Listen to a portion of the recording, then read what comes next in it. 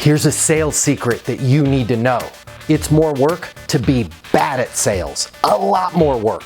When you're trying to sell something, instinctively, you want to talk a lot. You want to passionately describe your product, yourself, your company, your features, your benefits. You want to push, push, push. All this enthusiasm that you and I have has a tendency to make us come across as pushy, and pushy salespeople don't go far. Considerate salespeople do, and let's face it, you're not the only one selling. There's going to be other people that your customer talks to.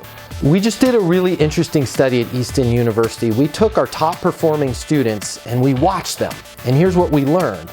The people that were making over $500,000 a year, $1 million plus a year, they did 43% or less of the talking.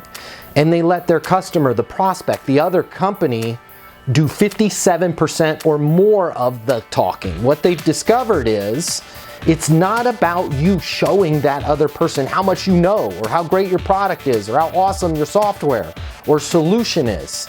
It's about them having this cathartic experience and talking through their pain.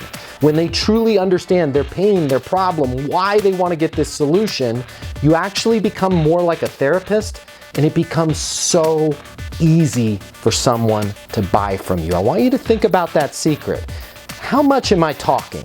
And is my excitement coming off as pushy? If it is, it's probably costing you a lot of money.